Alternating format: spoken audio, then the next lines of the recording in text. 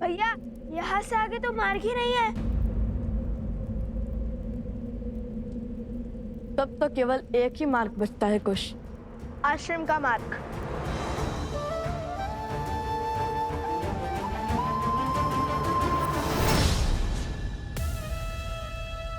कुश, यदि माता सीता आश्रम में ही है तो फिर ये दोनों क्या बात कर रहे हैं?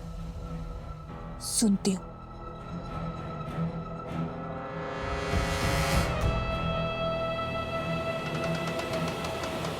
हो सकता है कि माता सीता भेष बदलकर आश्रम में ही रह रही हो और हमें ज्ञात ना हो। तो हमें ज्ञात कैसे नहीं होगा कुश? हो सकता है वो हमारे पास ही हो और हम उन्हें पहचान ना पाए हो। यदि वो आश्रम में ही है तो उन्हें कैसे खोजेंगे हम? माता सीता, माता सीता, माता सीता, माता सीता, माता सीता, माता सीता। ऐसे पुकार देके खोज लेंगे हम उन्हें।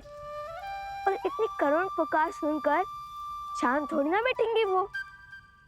अच्छा, तुम्हें क्या लगता है तुम उन्हें पुकार दोगे और वे आ जाएंगी? ये कोई खेल थोड़ी है कुश। खेल तो अब मैं खेलूंगी, क्योंकि मेरी विजय का मार्ग तुम दोनों की मार्ग से मिलेगा अब।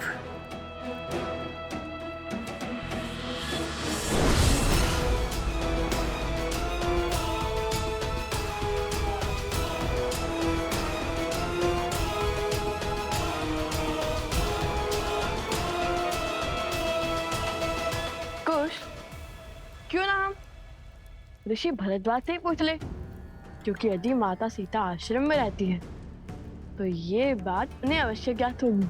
नहीं भैया, मेरा मन तो कहता है माता सीता आश्रम में ही होंगी।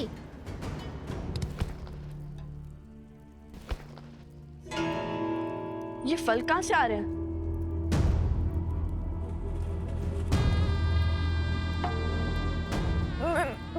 मेरे फल, मेरे फल।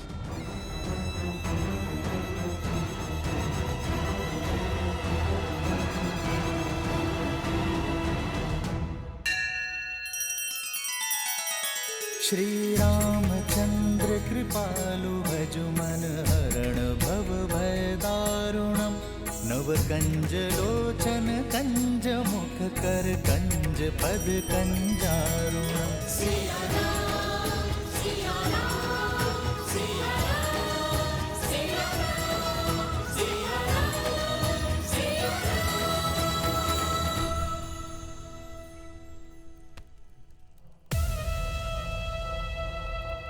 ये लीजिए आपके फल। धन्यवाद ऋषि कुमारों। ईश्वर तुम्हारी सारी इच्छा पूर्ण करे। लाइए, अपनी टोकरी आगे कीजिए। इतने जत्नों से एकत्रित किए मैंने ये फल, इस अंधकार में उन्हें ठोकर लग गई तो इधर उधर फिर से गिर जाएंगे ये फल। मैं ठहरी एक वृद्ध साध्वी, कैसे ले जाऊंगी इन्हें मेरे साथ में? लाइए, हम आपकी सहायता कर देते हैं। बताइए, किस और रहती हैं आप? तुम दोनों चलोगे मुझे छोड़ने? अवश्य, आइए। इस समय फल क्यों एकत्रित कर रही थी, और वो भी इतने सारे? मेरा इस संसार में कोई भी नहीं है, मैं अकेली ही रहती हूँ और इसीलिए मैं फल इकट्ठे करने निकल जाती हूँ सांझ को। परंतु आज तनिक दूर आ गई हूँ और मार्ग भटक गई हूँ। तो आप भगवान वाल्मीकि के आश्रम में क्यों नहीं आ जाती? उसके द्वार सबके लिए खुले हैं। नहीं नहीं, कोई है जिसका दायित्व मैंने उठा रखा है। ये फल भी उसी के लिए ले जा रही थी मैं, किसके लिए? जो वर्षों से उस गुफा में तपस्या कर रही है। अपना तो अब कोई है नहीं, तो उसी की सहायता में स्वयं को व्यस्त रखती हूँ। वेशभूषा से तो साध्वी दिखाई देती है, परंतु रूप उसका महारानी सा सुंदर है। उनका नाम क्या है? नाम तो स्मरण नहीं आ रहा है, परंतु हाँ, इतना ज्ञात है कि उस बेचारी को उसके पति ने त्याग दिया था, अपने घर से बाहर निकाल दिया था। क्या नाम है उसका? सीता। हाँ, यही नाम तो बताया था उसने। मिल गई देवी सीता। अरे वो ध्यान में होगी। तुम दोनों कहाँ चल दिए? अपनी प्रतीक्षा के सुंदर अंत को देखने। माता सीता को ही तो खोज रहे थे हम। किंतु क्यों? हम आपको सब बता देंगे, परंतु पहले आइए, महादेव ने आपको हमारी सहायता के लिए भेजा है।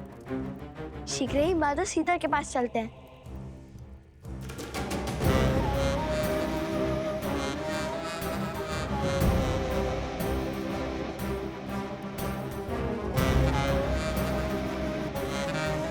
बस यही इसी गुफा में है वो देवी सीता।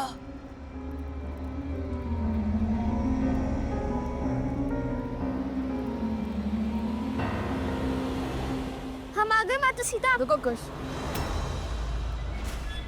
इस गुफा को देखकर लगता नहीं कि यहाँ बहुत समय से कोई आया है। वो सीता कहीं आती जाती कहाँ है? सदा तपस्या में लीन रहती है। हाँ, किंतु आप तो आती जाती होंगी ना? मैं तो वृद्ध हो गई हूँ ना, तो बस कभी कभी। भैया शीघ्र चलिए ना, अधिक समय नहीं है हमारे पास। चलो चलो, शीघ्रता से अंदर चलते हैं।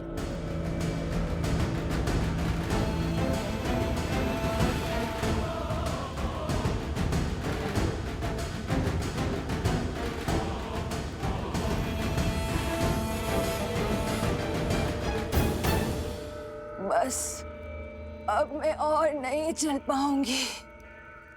थोड़ी सी श्वास ले लो। तुम दोनों आगे जाकर बाएं मुड़कर आगे चले जाना, और फिर तुम गुफा के केंद्र तक पहुंच जाओगे।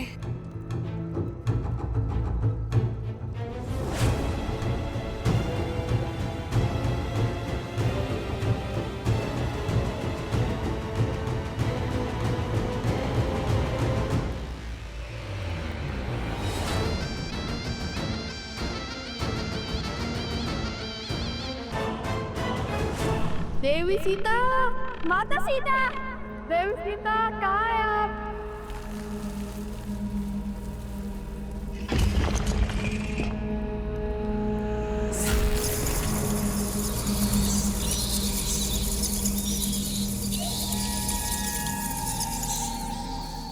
ये कैसी ध्वनि है? ये गुफा बहुत पुरानी है कुछ। आगे बढ़ते रहो, कुछ पत्थर गिर गए होंगे। देवी सीता, माता सीता। बातें तो बड़ी बड़ी कर रही थी, किंतु आपकी बहन कुछ कर भी पाएगी या आप?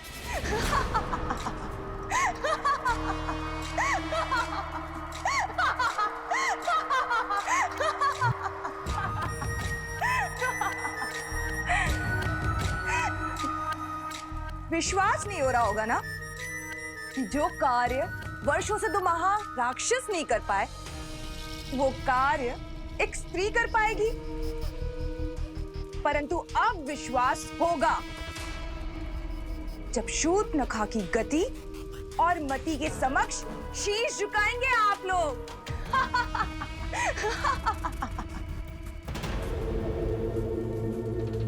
ऐसा क्या कराई हो उनके साथ? देवी सीता! माता सीता! माता सीता! चलिए भैया, आगे चलकर देखते हैं। नहीं कुश, मुझे नहीं लगता यहाँ पर कोई है। उस देवी ने कहा है तो माता सीता अवश्य ही यहाँ होंगी। चलिए चलकर उन्हें ही यहाँ ले आते हैं। आगे का मार्ग वो ही बताएंगी।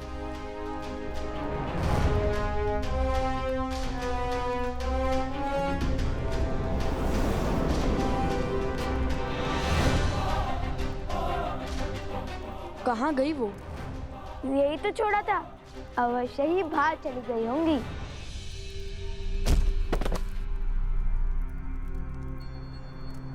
माता, भीतर आइए। माता!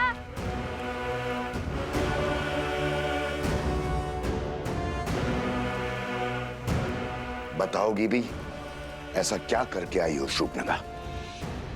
मैं लव और कुश को गुफा में बंद करके आई हूँ भैया।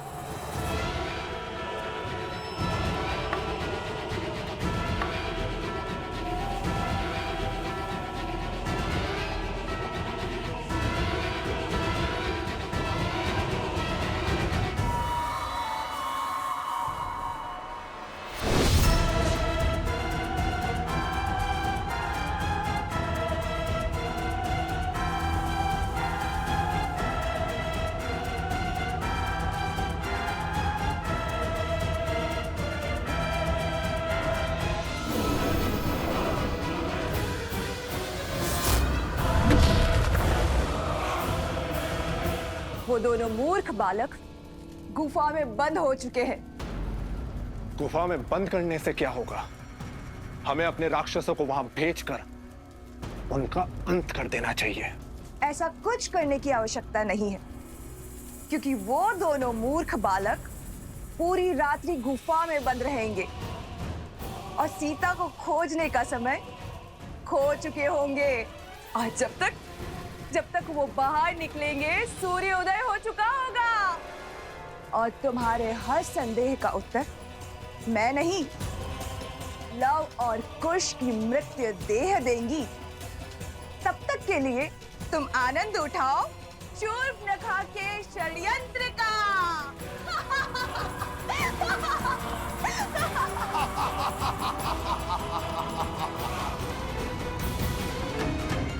ये क्या हो गया? हुआ नहीं है, किया है। वो कोई साथ भी नहीं थी, माया भी थी। मुझे पहले ही समझ जाना चाहिए था। शीघ्र ही दिन हो जाएगा भैया। हम जीवन के इतने बड़े लक्ष्य से चूक जाएंगे। अब श्री राम को, संसार को, अपने आप को क्या मुख दिखाएंगे कि माता सीता से भी मिल ना सके।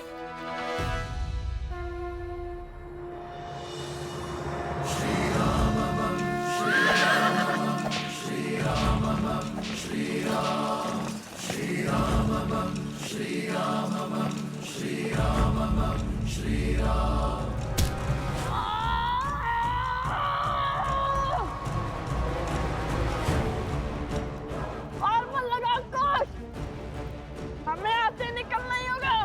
और बल!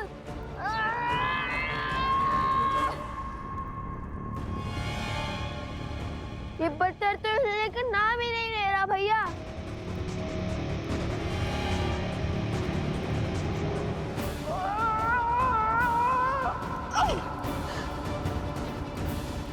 यदि हम वहां नहीं पहुंचे तो अश्वमेध यज्ञ के अश्व का क्या होगा? श्री राम को लगेगा कि हमने हार मान ली है। संकट बड़ा है, किंतु ऐसा कोई संकट नहीं होता जिसका कोई हल ना हो।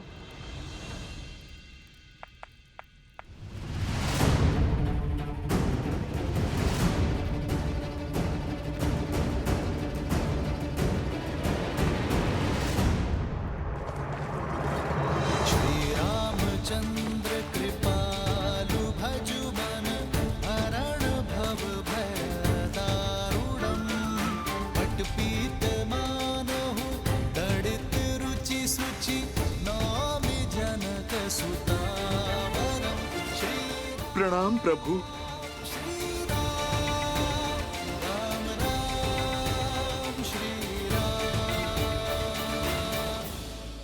लवकुश कहाँ है? लगता है उन्होंने अपनी माता को सत्य बता दिया है और उनकी माता ने उन्हें समझा दिया है। ईश्वर करे यही हुआ हो प्रभु। आर्य सुमंत, अश्वमेध यज्ञ के अश्व पे अपना अधिकार कीजिए और मेरे हनुमान को बंधन मुक्त कीजिए। हम अश्वमेध यज्ञ पूर्ण करने की दिशा में आगे बढ़ते हैं। रुकिए।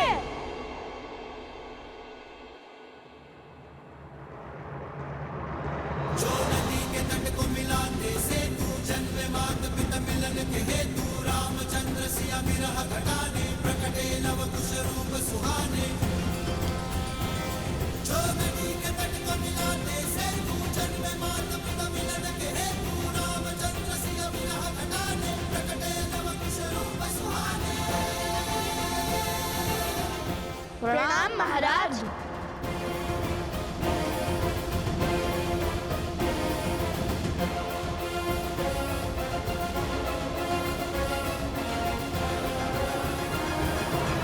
प्रणाम करके दंड से नहीं बच पाओगे तुम दोनों। बहुत विलंब कर दिया आने में तुम दोनों ने। ये विचार कर रहे थे कि युद्ध में जाए या नहीं।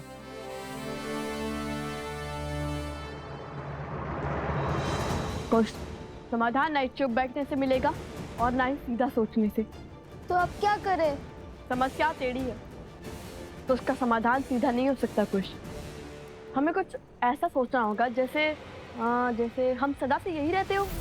क्या भैया, ऐसी गुफाओं में तो केवल सिंह और मूषक रहते हैं। सिंह का बल लगाकर तो देख लिया, किंतु क्या आप मूषक की भांति बिल बनाकर बाहर निकलेंगे? अद्भुत कुश, आज फिर मुझे इतना उत्तम विचार दे दिया तुमने।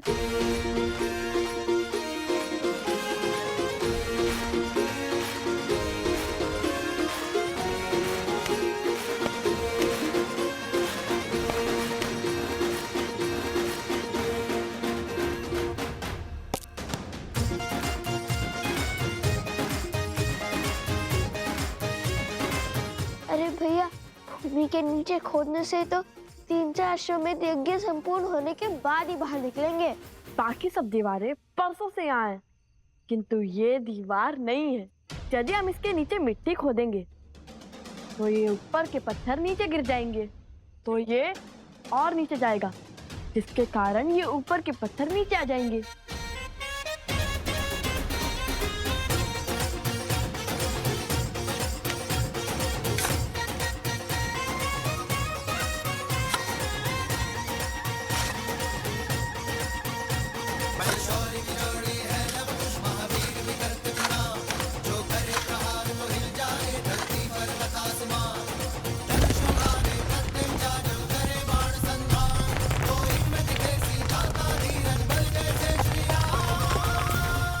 विलंब से आए हैं किंतु उचित मार्ग पर आए हैं।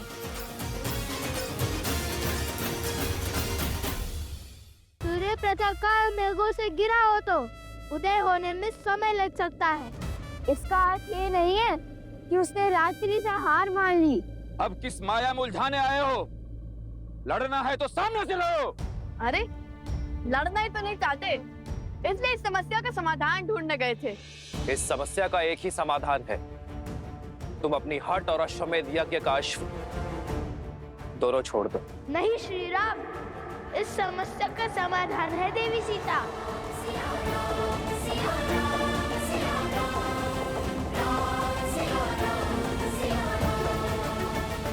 हम उन्हें खोजने गए थे, पूरी रात्रि खोजा, किंतु हम उन्हें खोज ही नहीं पाए।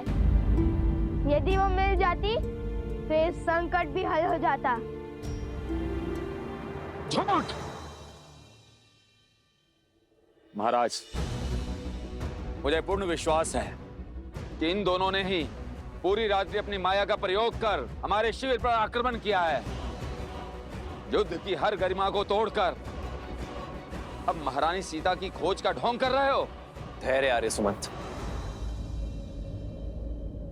बालकों, समय आ गया है, आत्मसमर्पण कर दो और अश्वमेध यज्ञ के अश्व को छोड़ दो।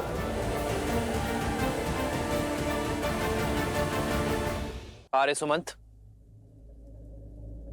अश्व को लेकर चलिए। जी महाराज। गुरुदेव।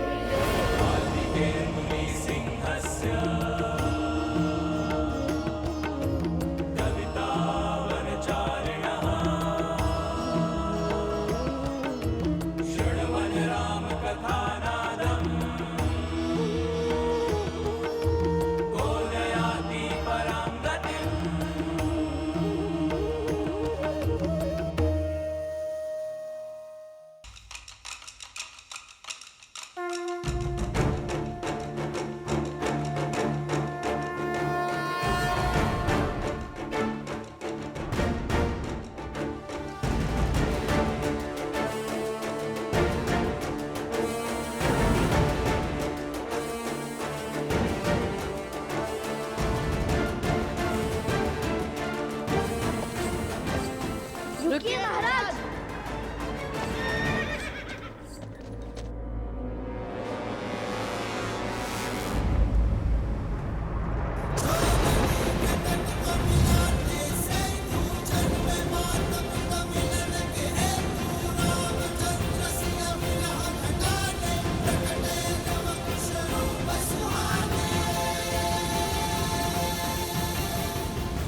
क्या हुआ जो हम माता सीता को नहीं खोज पाए, किंतु कलंक और लांछन किसी का नहीं सहेंगे हम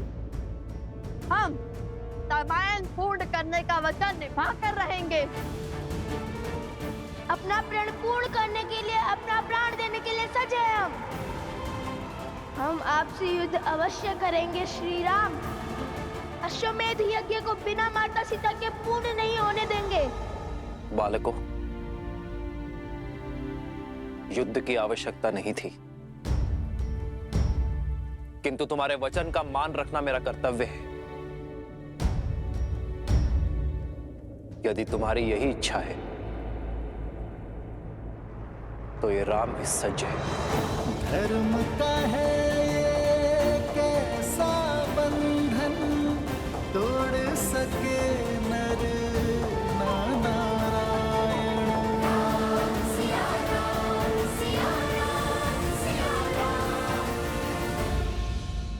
महादेव, मन अत्यंत विचलित हो रहा है। लवकुश के भविष्य की चिंता मुझे खाए जा रही है। क्या इस बार श्री राम अपने ही पुत्रों को? देवी, आप व्याकुलता में वास्तविकता को भूल रही हैं। मत भूलिए कि लवकुश ने शास्त्र और शस्त्रों की विद्या स्वयं त्रिकालदर्शी वाल्मीकि से ली है। माना कि जो होने जा रहा है वो लगभग असंभव प्रतीत होता है, परंतु देवी, असंभव तो मेरे राम के अयन रामायण का प्रत्येक अध्याय है।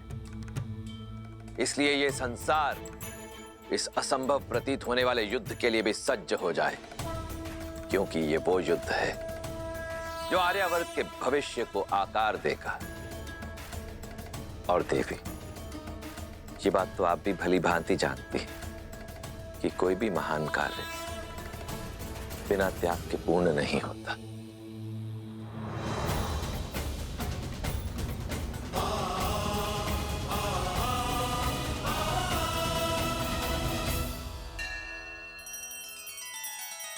श्री रामचंद्र कृपालु भजु मन हरण भव भय दारुणम। नव कंज लोचन कंज मुख कर कंज पद कंजारुणम। सिया राम, सिया राम, सिया राम, सिया राम, सिया राम, सिया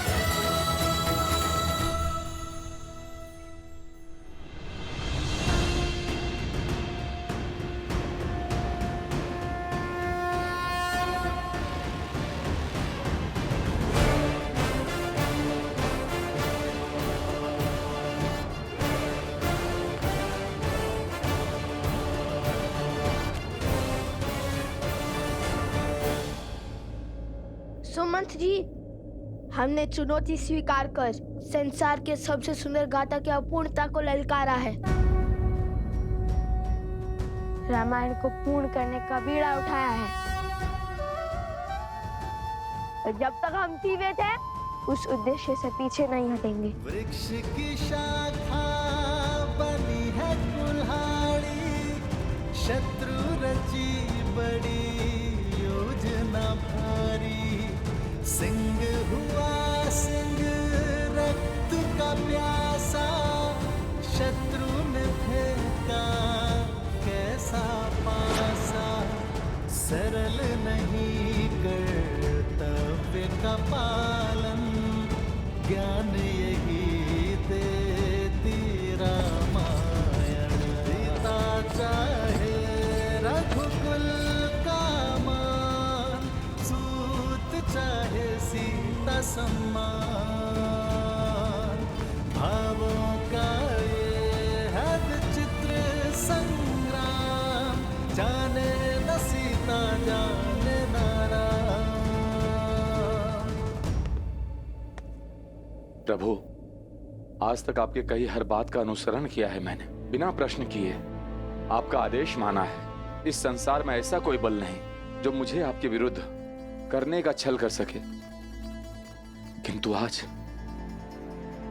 अयोध्या का मान, हमारे ध्वज का सम्मान दांव पर लगा है,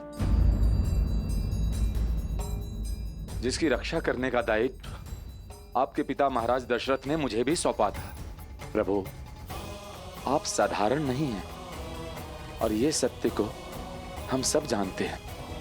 जिसके हृदय में इतनी उदारता हो, इतनी दया हो, जो मंथरा रावण जैसे पापियों को क्षमा करने का साहस रखे, उन्हें भी अंतिम अवसर थे, वो साधारण वो भी कैसे सकते हैं। परंतु प्रभु, ये दोनों अफसरों की क्षमा की हर सीमा को लांघ चुके हैं। इनका अंत ही न्याय होगा। आप बार बार इन्हें अवसर का उपहार दे रहे हैं। कहीं उनके कारण भारतवर्ष अयोध्या की शक्ति को कम आंकने की भूल ना कर बैठे। संसार में यह संदेश ना चला जाए कि अयोध्या पर आक्रमण करना बहुत सरल है, क्योंकि महाराज श्री राम के भीतर करुणा का सागर है। जो शक्तियां कौशल के धर्म प्रचार को रोकने में जुटी है, कहीं वो इस भ्रम में ना पड़ जाए कि आप अपने शत्रु को बार बार अवसर देते हैं। अयोध्या चट्टान से भी प्रबल है। एक चोट में कोई हानि नहीं होती, किंतु बार बार जब उसी स्थान पर चोट पड़े तो उसका टूटना स्वाभाविक ही है। नीति शास्त्र भी तो यही कहता है। प्रभु, शत्रु को केवल एक बार सुधरने का अवसर मिलना चाहिए, और ये दोनों वो अवसर गवा बैठे हैं। इनकी मृत्यु ही संसार के लिए उदाहरण बनेगी।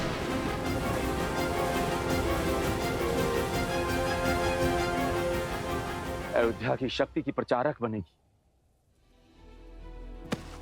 यदि मेरी भक्ति अयोध्या के लिए सत्य है, आज आप उस सुमंत की बात नहीं टालेंगे। इसने आपके जन्म से लेकर अब तक आपकी उपस्थिति को उत्सव की भांति मनाया, जिसने खेल में ही नहीं प्रशिक्षण में भी आपका साथ दिया है, जिसने भारी मन से आपको वन गमन के लिए विदा किया था। आज आपके भाइयों और मित्रों की जो दशा है, उसके कारण ये दोनों ही हैं। अंत कीजिए इनका और जगाइए उनको उनकी मूर्छा से।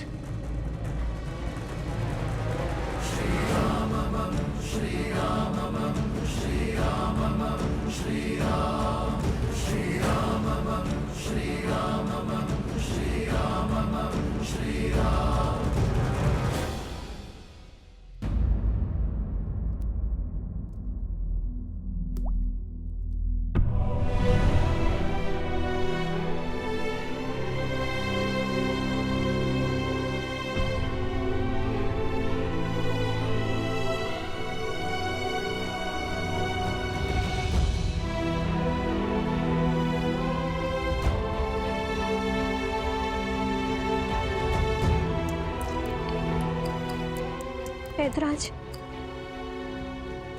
चार ना सही तो इस प्रक्रिया को धीमे करने का कोई तो उपाय होगा। देवी, मैंने अपने कई वैद्यों को अलग अलग स्थान पर बुटिया प्राप्त करने के लिए भेजा है। कदाचित उनसे कोई लाभ हो। वो लोग शीघ्र ही लौटेंगे। देवी, समय और मंत्रों के प्रभाव को रोकना असंभव है।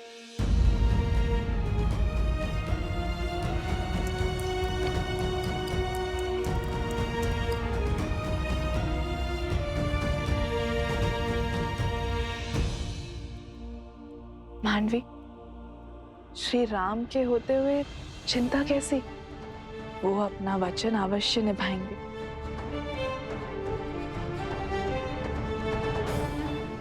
प्रभु, स्मरण कीजिए वो वचन जो आपने अपने भाइयों की पत्नियों को दिया था। यदि कल तक मैं अपने भाइयों और अपने मित्रों के प्राण नहीं बचा पाया, तो मैं आपको वचन देता हूं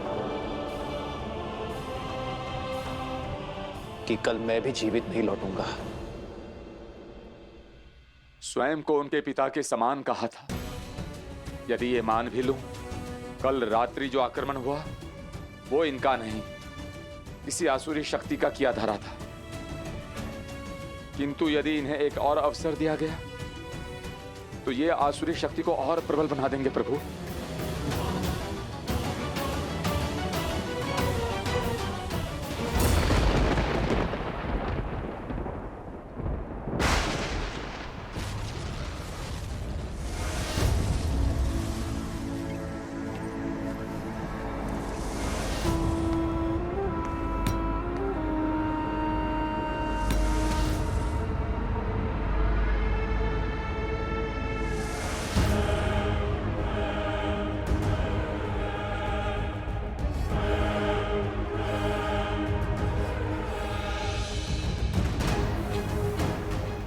शत्रु पर तब प्रहार करो जब उसका बल और संबल टूटा हुआ हो। ये युद्ध की सबसे उत्तम नीति है। जब राम अपने पुत्रों को मारेगा तब वो टूट जाएगा और तब हम उसकी संतान रूपी अयोध्या पर वार करेंगे। उन्हें संभलने का समय ही नहीं देंगे।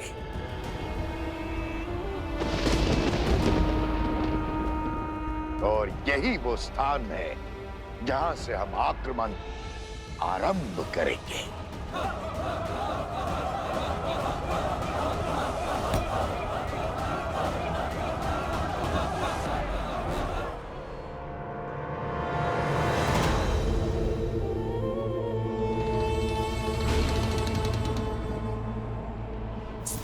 बड़ा ही उत्तम चुना है आपने भैया। अब हमारे सहस्त्र राक्षसों की सेना अयोध्या का चिन्ह, राम राज्य का स्वप्न सब धराशाही कर देगी। बस अब पिता और पुत्रों में युद्ध शीघ्र ही आरंभ हो जाए। जीते चाहे कोई भी, विजयी तो हम ही होंगे। बस अब इस युद्ध में कोई बाधा ना बने। प्रभु, निर्णय की डोर आपने थाम रखी है। यदि आज अपने ही पुत्रों की मृत्यु का कलंक आप पर लगा तो भगवान का ये भक्त प्रभु चुप नहीं बैठेगा।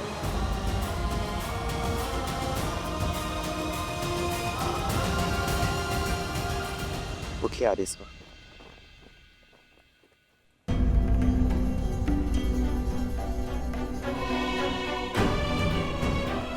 यदि लव और कुश को अंत करने के पश्चात प्रभु को सत्य का ज्ञान हुआ तो प्रभु स्वयं को कभी क्षमा नहीं कर पाएंगे।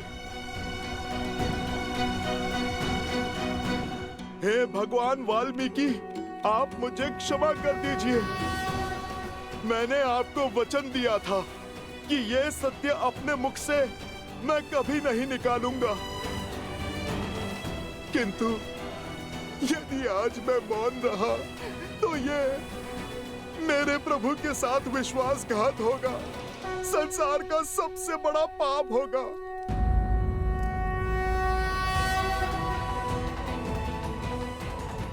जब प्रश्न मेरे प्रभु की प्रतिष्ठा पर हो,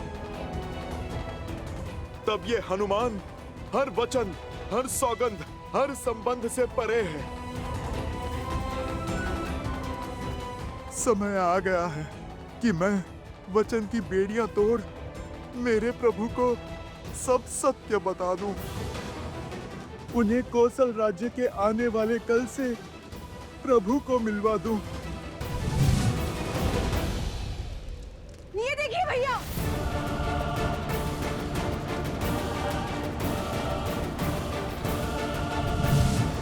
मैं आपकी चिंता और व्यथा दोनों को समझता हूँ आर्यसमंत। आपने अपना संपूर्ण जीवन अयोध्या की सेवा के लिए समर्पित किया है। यदि मैं ये कहूं कि अयोध्या की प्रतिष्ठा की चिंता आपको मुझसे अधिक है, ये कहना अनुचित नहीं होगा।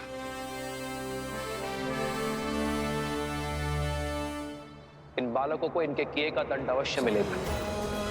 श्री राम श्री राम श्री राम। इनकी कथा अयोध्या को कलंकित नहीं करेगी आर्यसमंत। श्री राम, उठाइए अपना धनुष और कर दीजिए सुमंत जी की इच्छा पूर्ण। कर दीजिए लवकुश का अंत।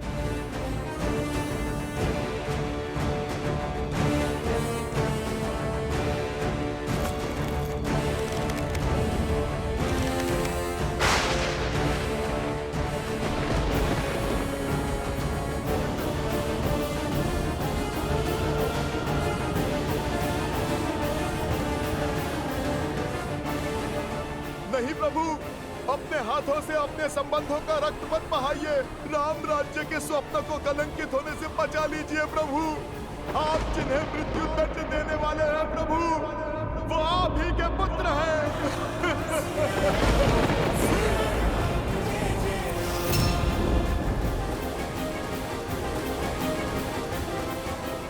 नहीं, ये नहीं हो सकता।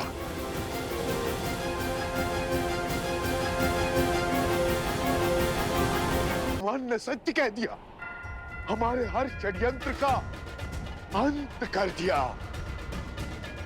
ये सत्य सुनकर न राम धनुष उठाएगा और न ही ये युद्ध होगा। नहीं! हमारा वर्षों का परिश्रम, सदियों की प्रतीक्षा यूं व्यर्थ नहीं हो सकती। कुछ कीजिए महाराज।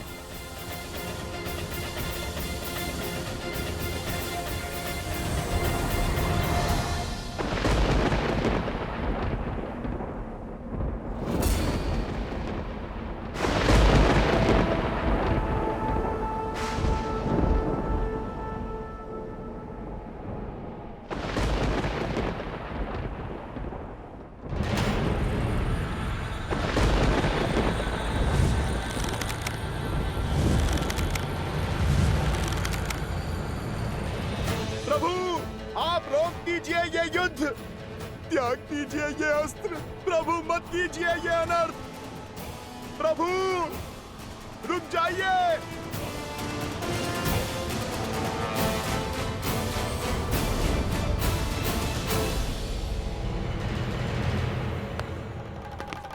अब तक राम ने धनुष छोड़ अपने पुत्रों को हृदय से नहीं लगाया, अपने रक्त को नहीं पुकारा। इसका अर्थ स्पष्ट है, हनुमान की ध्वनि राम तक नहीं पहुंच रही है।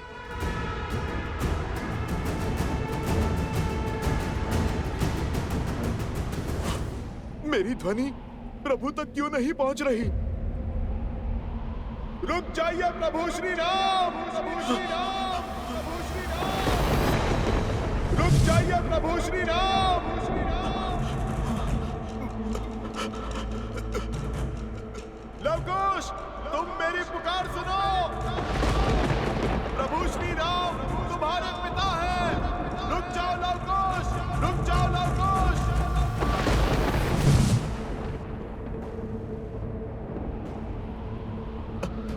ये क्या हो रहा है?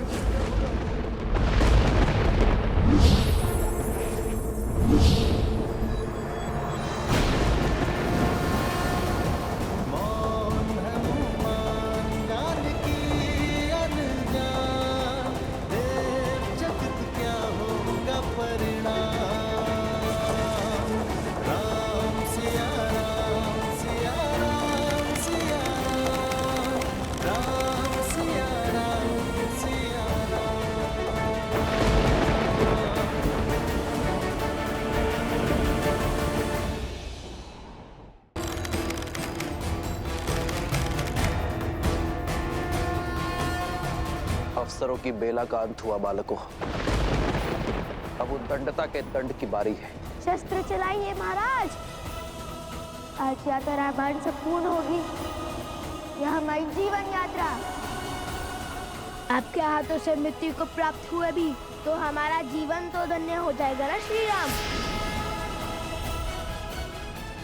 नहीं प्रभु, नहीं।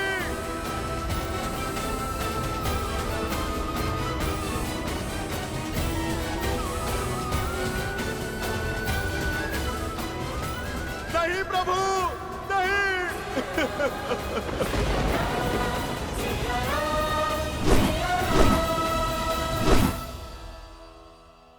प्रभु श्री राम, प्रभु श्री राम, प्रभु श्री राम, रुक जाइए प्रभु श्री राम, श्री राम।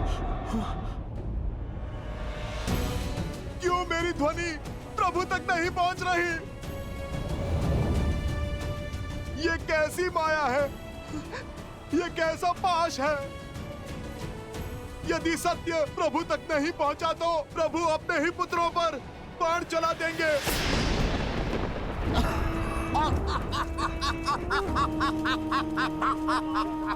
क्या माया रची है शूर्पणखा?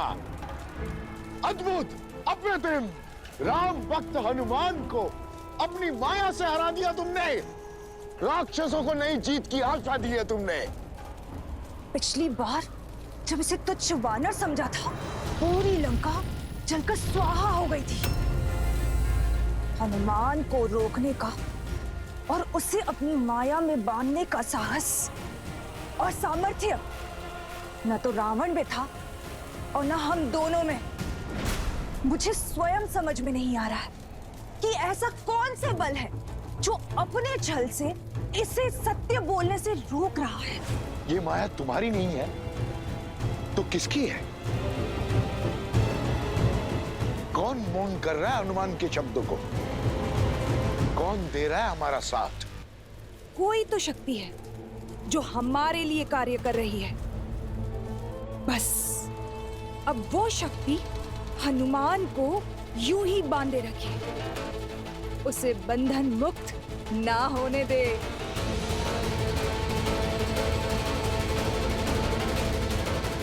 नहीं, मुझे ये बंधन तोड़ना ही होगा।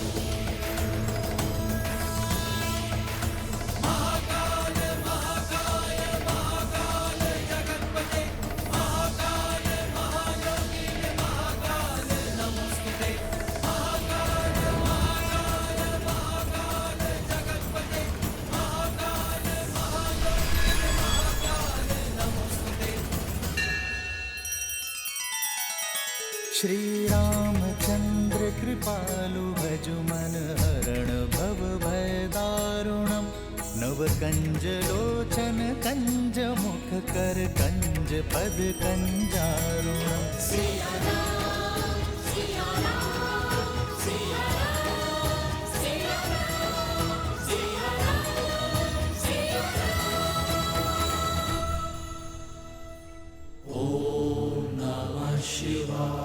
कोटि कोटि धन्यवाद महादेव। आपने समय चक्र रोककर बहुत बड़ी सहायता की है मेरी। मैं अभी जाकर प्रभु को रोकता हूँ। नहीं हनुमान, रुकने की आवश्यकता उन्हें नहीं, तुम्हें है। मुझे? क्यों महादेव? मैं तो संसार के सबसे बड़े सत्य से आवरण हटाने जा रहा हूँ महादेव। एक पिता को अपने पुत्रों का संहार करने से रोकने जा रहा हूँ। देखिए ना आप, कैसी घोर विडंबना है। ना पिता को पुत्रों के अस्तित्व का भान है और ना ही पुत्रों को पिता के व्यक्तित्व का। ये सब देखकर कैसे जीवित रहूं मैं प्रभु? और उनके पुत्रों के बीच अनर्थ घटने के बाद मैं जीवित रहकर भी क्या करूं? महादेव, यदि ये अनर्थ हुआ तो मेरी सारी भक्ति भस्म हो जाएगी, सारा तप स्वाहा हो जाएगा। पाप के इस भार के साथ महादेव नहीं जी पाऊंगा मैं।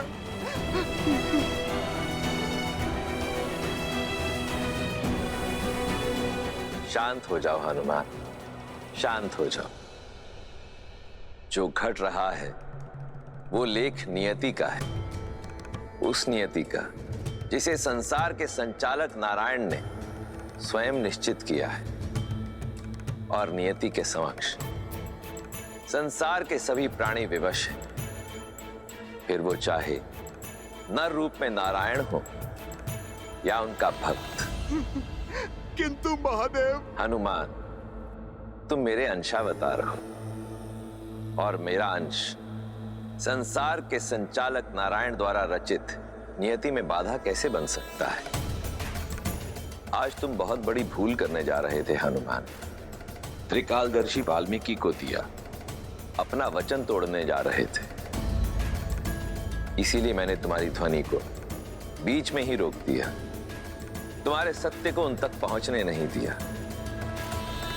हनुमान, जो घट रहा है उसे घटने दो। मेघ से कब तड़ित गिरेगी हम नहीं जानते। जो तुम्हारे वश में नहीं, समझ लो उसे नियति ने अपने वश में ले रखा है। इस घटनाक्रम पर अब मेरा भी कोई वश नहीं। यूं समझ लो हनुमान कि रामायण को संपूर्ण होने से अब स्वयं मैं भी नहीं रोक सकता। ये युद्ध जितना लव कुश के लिए आवश्यक है, उतना ही आवश्यक श्री राम के लिए भी है, क्योंकि अब ये युद्ध ही उन्हें पूर्ण सत्य तक पहुंचाएगा। महादेव, भरत भैया, शत्रुघ्न भैया, महाराज विभीषण, महाराज सुग्रीव और राजकुमार अंगद ये अपनी मूर्छा से बाहर कैसे निकलेंगे महादेव? ये वार कैसे सह पाएगी अयोध्या? सब कुछ समाप्त हो जाएगा महादेव। आप इस घटना के क्रम को रोकिए। मैं तुम्हारी व्याकुलता को समझता हूं हनुमान, किंतु जीवन का कटु सत्य यही है कि नियति के समक्ष हम सब विवश हैं। जिसे तुम अनर्थ समझ रहे हो वो वास्तव में संसार के समक्ष एक महान उदाहरण बनकर प्रस्तुत होगा। इसलिए विश्वास की डोर को थामो और धैर्य के साथ नियति के घटना चक्र की ओर देखो। नहीं महादेव, रुकिए।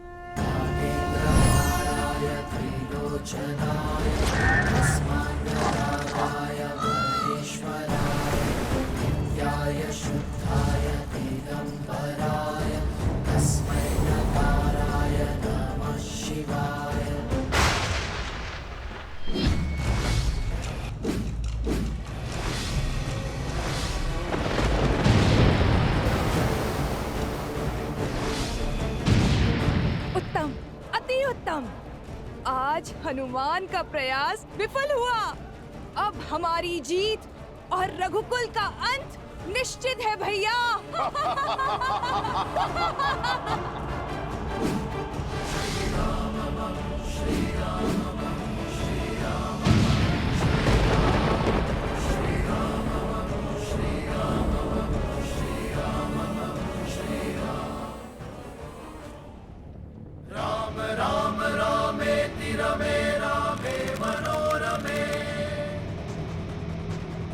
क्या कह गए महादेव?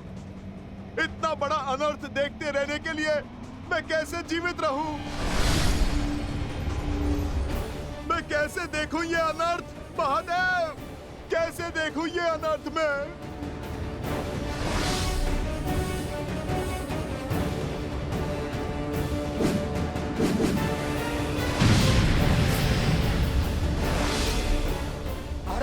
नहीं आ रहे सुमंत,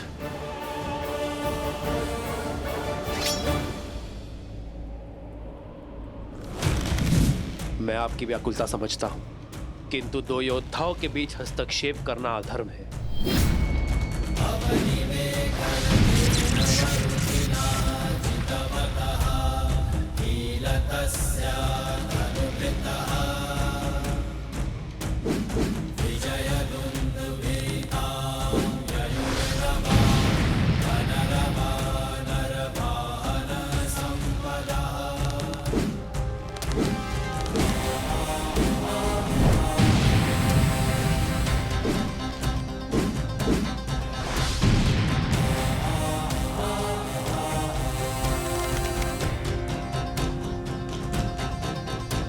अग्निअस्त्र!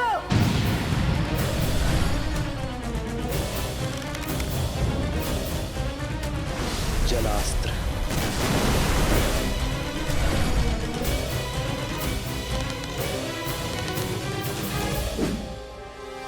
भौमास्त्र।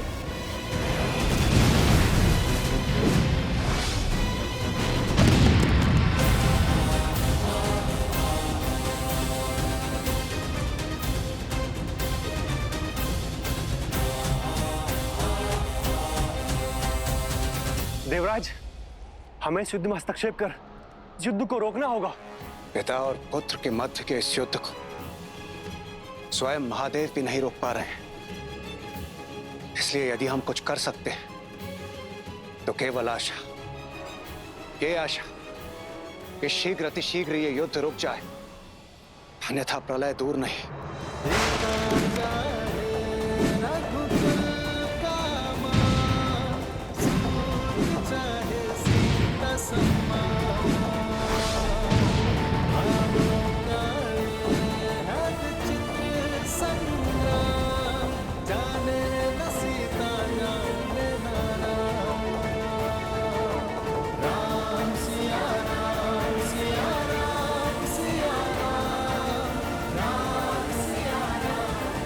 आर्य,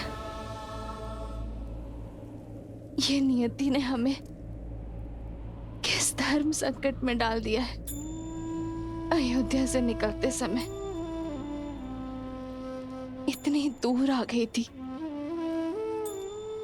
जहां अयोध्या की स्मृतियां तक न पहुंचे। वर्षों वियोग सहा, किंतु इतने वर्षों के बाद विरह की असहनीय पीड़ा सहने के बाद अब भाग्य ने आपको मेरे इतने समीप लाकर कैसे खड़ा कर दिया। अरे कैसे? माता वनदेवी कहाँ है? यहाँ तो कहीं नहीं दिखी।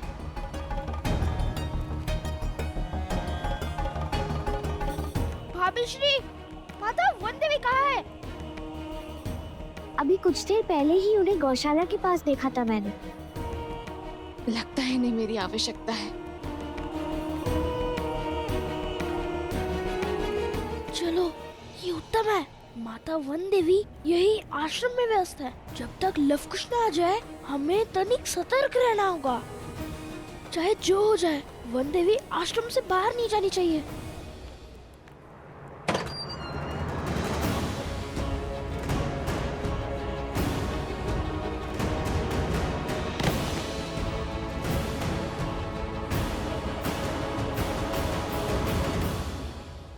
माता आप यहाँ? भाभी माँ प्रसूता ने तो कहा था कि आप गौशाला में हैं। लवकुश कहाँ है? वो बोलो सोमकरण, कहाँ है लवकुश? वो यही है माता। यही है? कहाँ है वो? अध्ययन कक्ष में है। रामायण को संपूर्ण करने में जुटे हैं।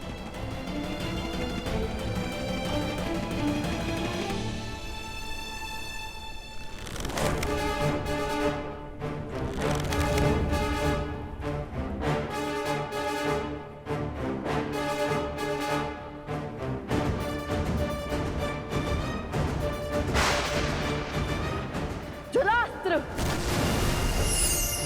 भयावह अस्त्र।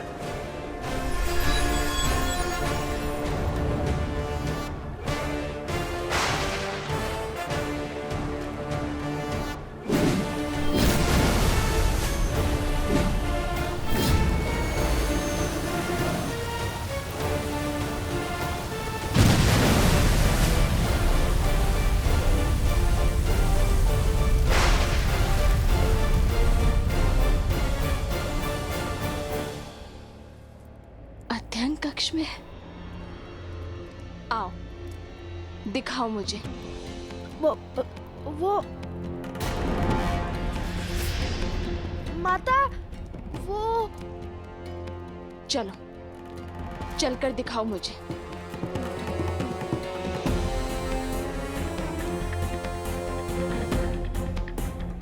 हे ईश्वर, अब क्या होगा?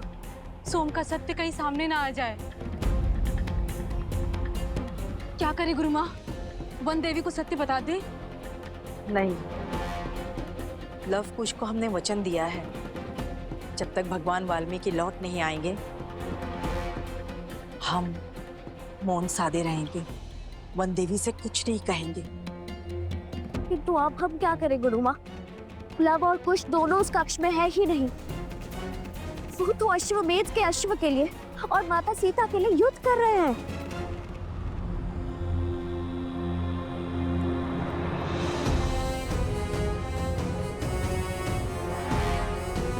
भगवान वाल्मीकि के आश्रम में सौगंध की अवहेलना नहीं होगी। हमें अपने वचन का निर्वहन करना होगा। मुझे चिंता केवल सोमकर्ण की है, कहीं वो भय में सत्य न कह दे।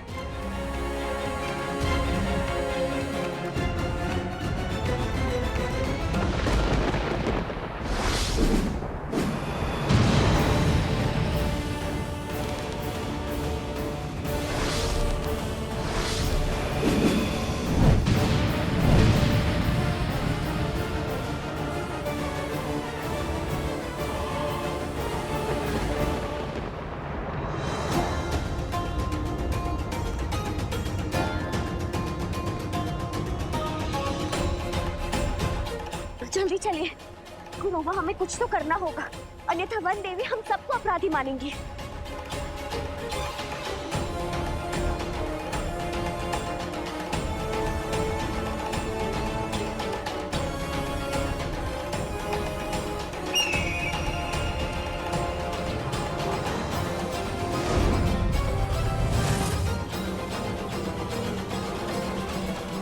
ये क्या बाधा आ गई है भैया? यदि सीता को सत्य का भान हुआ तो वो राम और लवकुश का ये युद्ध रोक देगी।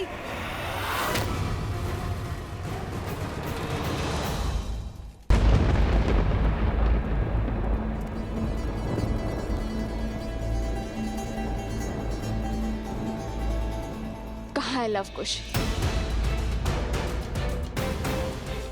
यहाँ तो कोई नहीं है।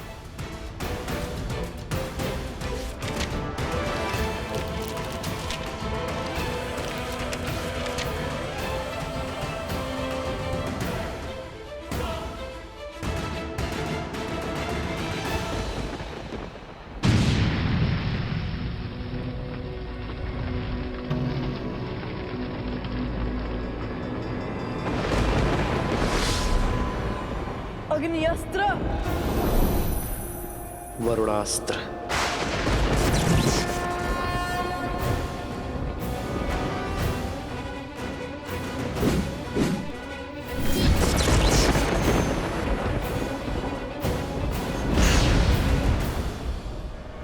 नागपाश,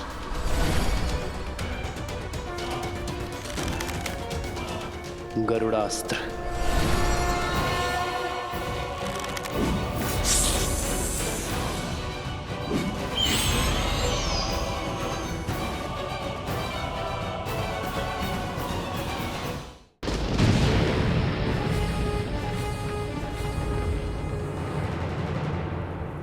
सो तुम मुझे माता कहते हो ना, फिर भी मुझे अंधकार में रखा, मुझसे असत्य कहा तुमने।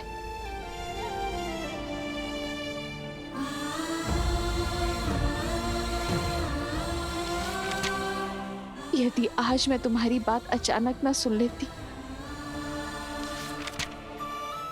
तो कदाचित यहाँ ढूंढने ना आती, तुम पर विश्वास कर लेती।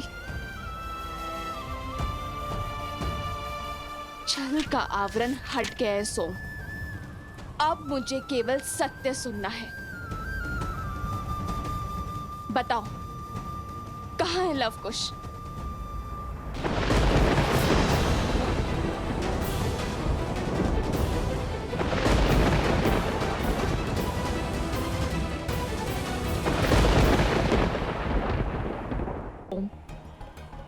कहाँ है लवकुश? क्यों इस माँ के मन को विचलित कर रहे हो?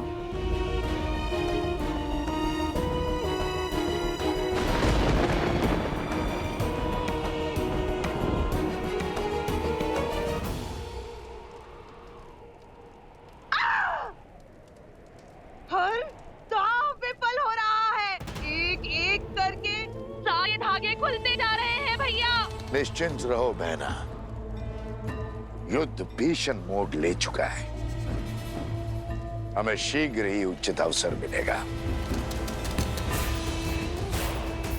राम की अयोध्या पर प्रहार करने का। इस मौन का क्या अर्थ है सोम? उत्तर क्यों नहीं दे रहे हो तुम? सत्य क्यों नहीं बता रहे हो?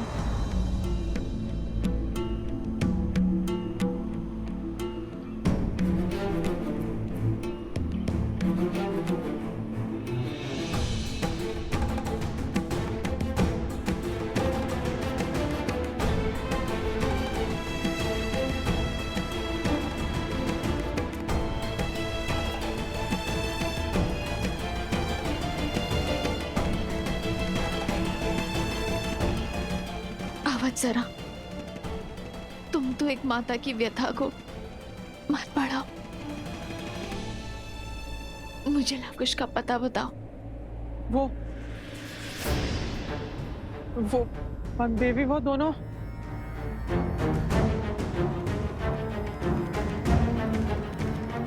वन देवी की चिंता भी अनुचित नहीं है। आप सबके मुख के भाव बता रहे हैं कि मेरे साथ किए गए इस छल में सोम के साथ आप सब भी सम्मिलित हैं, कि मुझसे इस आश्रम के लोग कुछ छुपा रहे हैं। आप सब जानते हैं कि लवकुश कहाँ है, किंतु मुझे कोई बताना नहीं चाहता। गुरु माँ, आप तो जानती है ना ये कितना बड़ा अपराध है। आप सब मेरी व्यथा से मुख मोड़ रहे हैं और अपनी भूल का आभास तक नहीं है आप सबको। वो दोनों अबोध है। यदि बालपन में कोई भूल कर बैठे तो, यदि किसी अनर्थ को ललकार बैठे तो कौन लेगा इसका उत्तरदायित्व? बताइए मुझे, लवकुश कहाँ है? वन देवी ही सीता है, श्री राम की अर्धांगिनी सीता है वो, सीता। ऋषिवर, आपके होते हुए ये अनर्थ कैसे हो गया ऋषिवर? आप तो इस संसार में सत्य की मूर्त माने जाते हैं ना। मेरे पुत्रों का सत्य बताइए ऋषिवर, बताइए ना कि मेरे पुत्र मुझसे क्या छुपा रहे हैं। माता वन देवी,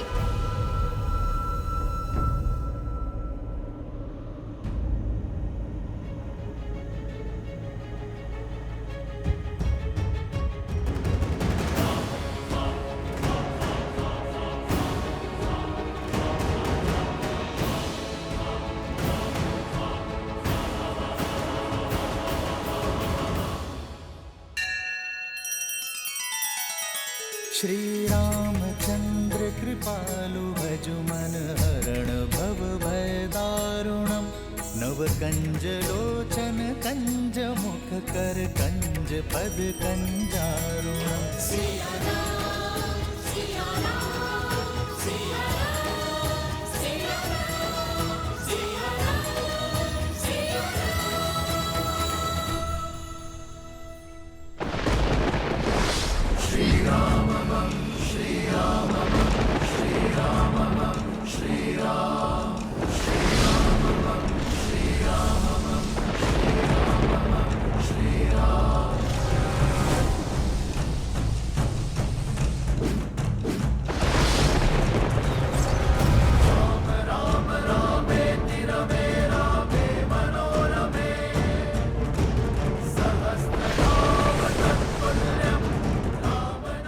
का कोई उत्तर नहीं है इनके पास।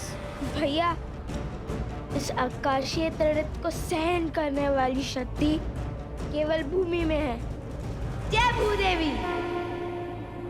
जय भूदेवी।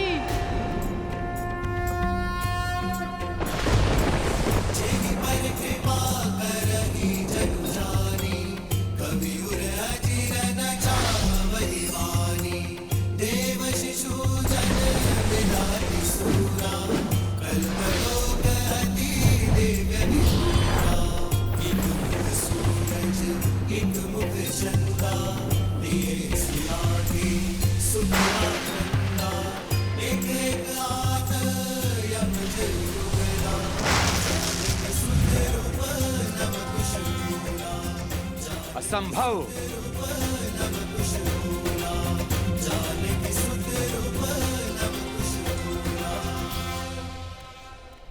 रुक जाओ सोमकर्ण, वचन स्मरण करो। जब तक भगवान वाल्मीकि लौट के नहीं आते तब तक हम सत्य नहीं कहेंगे। तुम्हारा कुछ भी कहना भगवान वाल्मीकि के विरुद्ध जाना होगा सोमकर्ण।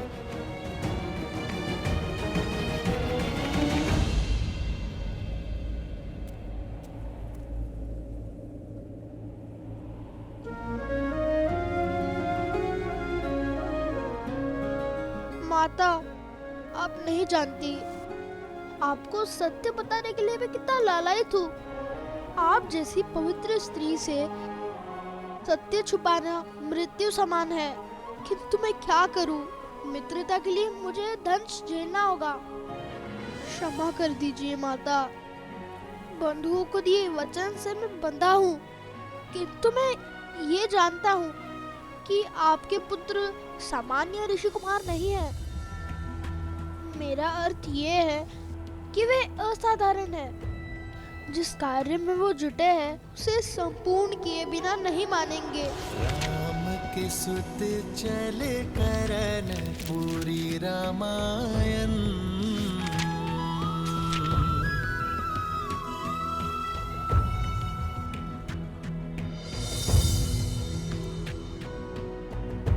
आपसे असत्य कहने का पाप किया है, दंड तो मुझे मिलना ही चाहिए। आपको हमारी सौगंध है माता, जब तक हम रामायण संपूर्ण ना कर ले आप हमसे इस संदर्भ में कोई भी प्रश्न नहीं करेंगे।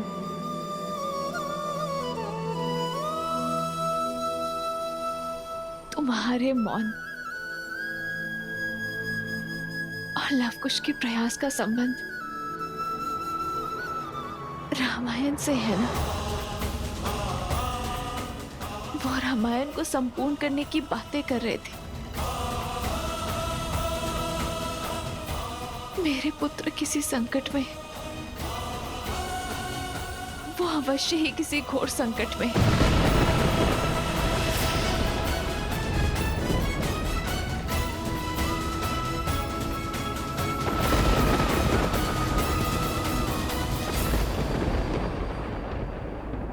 आप निभाइए अपना वचन, मैं अपना निभाऊंगी।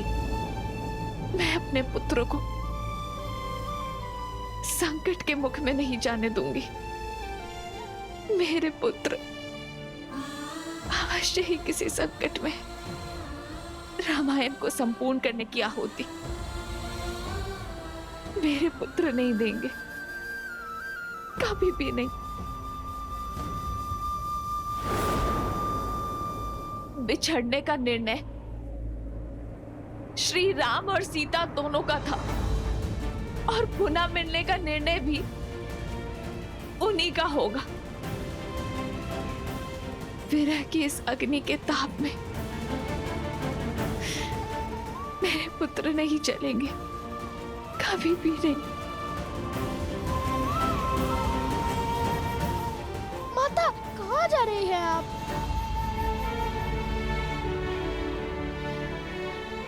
अपने पुत्र को खोजने। मैं एक माता की ममता का गला नहीं घोट सकती। अपने पुत्रों को संकट में नहीं देख सकती मैं।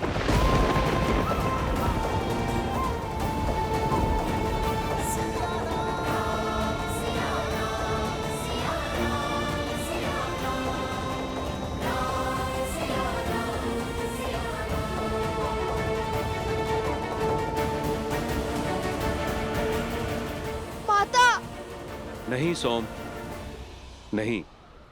हमने जो करना था कर दिया। अब प्रश्न एक माँ की ममता और उनके पुत्रों के जीवन का है। हम इसमें हस्तक्षेप नहीं करेंगे। ये परीक्षा केवल वनदेवी की नहीं, लव और कुश की भी है।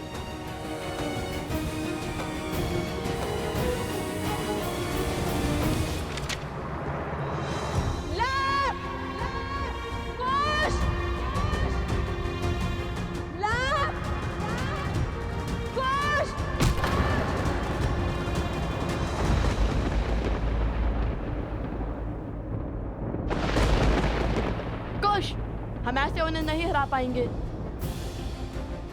हमें अलग अलग दिशाओं से इन पर वार करना होगा।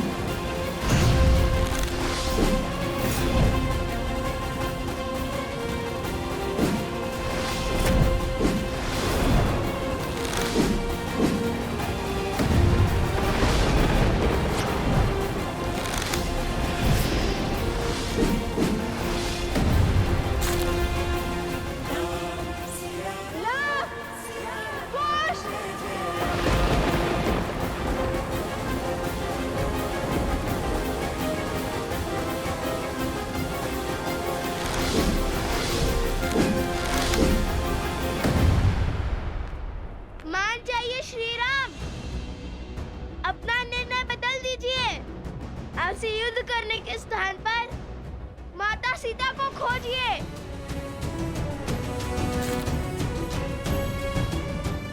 रामायण संपूर्ण कीजिए, अन्यथा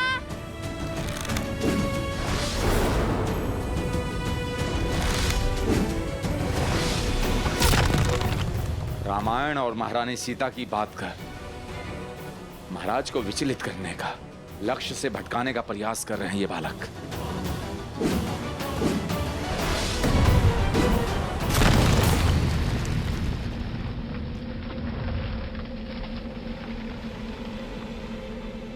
नहीं,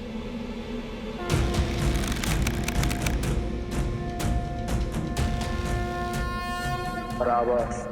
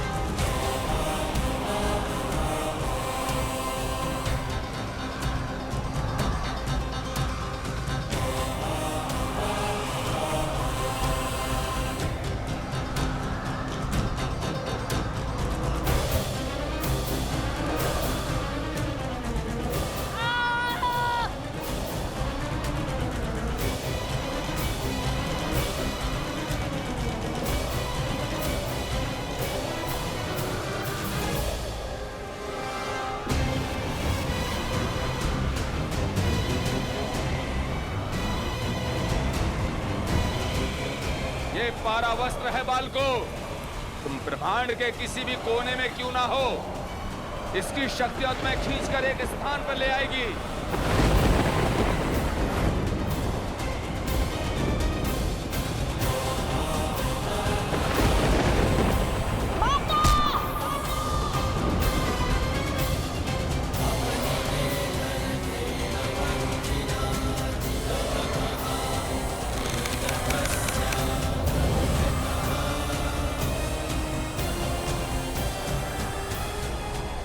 नहीं, ये नहीं हो सकता। प्रभु पशुपातास्त्र का आवाहन नहीं कर सकते।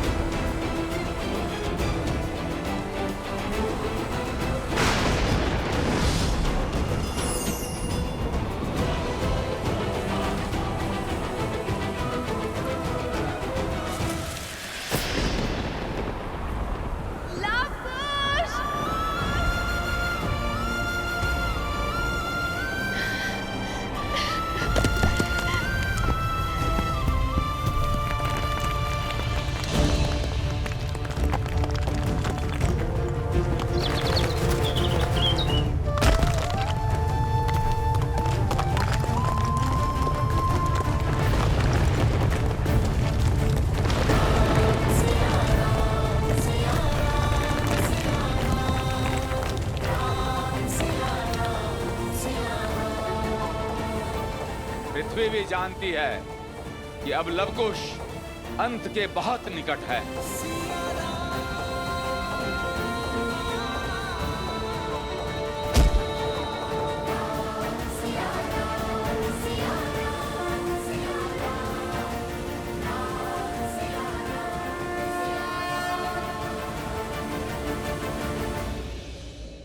एक माता के आंसुओं का भार ये धरती नहीं उठा पाएगी महादेव। सीता का ये दुख, ये कष्ट, ये पीड़ा किसी आने वाले संकट का संकेत है महादेव।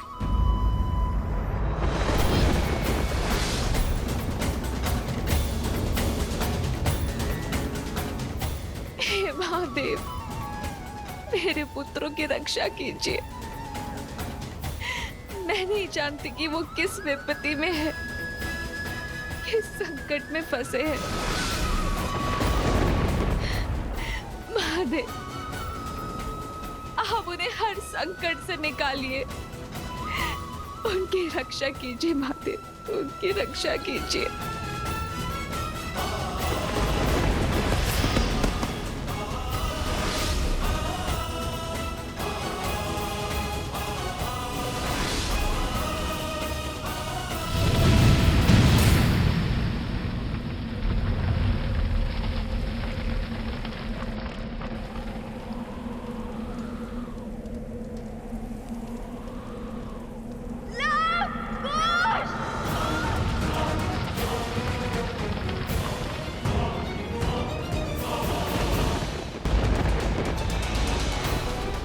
प्रभु श्री राम की जीत हुई। जय श्री राम, जय श्री राम। अंततः आपने उन उदंडी बालकों को मृत्यु दंड दे ही दिया। हम जीत गए शूर्पणखा, हम जीत गए।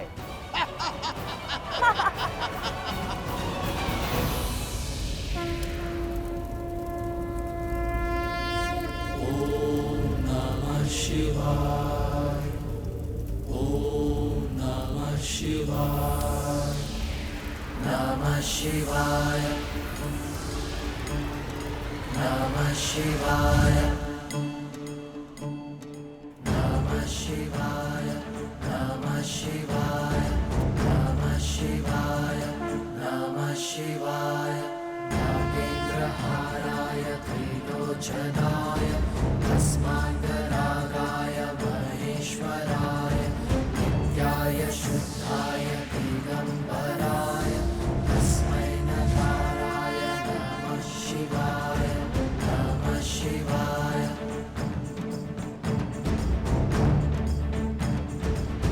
कुश भैया,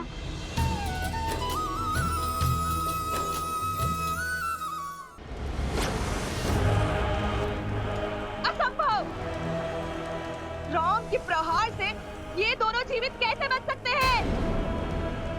ये कैसे हुआ भैया? पशुपतास्त्र को सहने का सामर्थ्य नहीं हो सकता इन दोनों में, कदापि नहीं।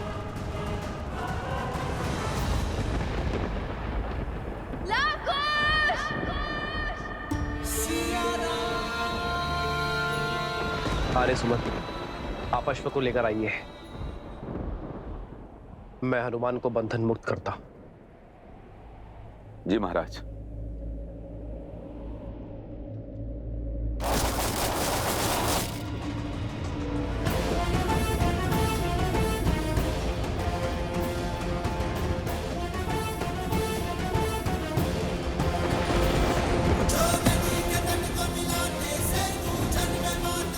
असंभव।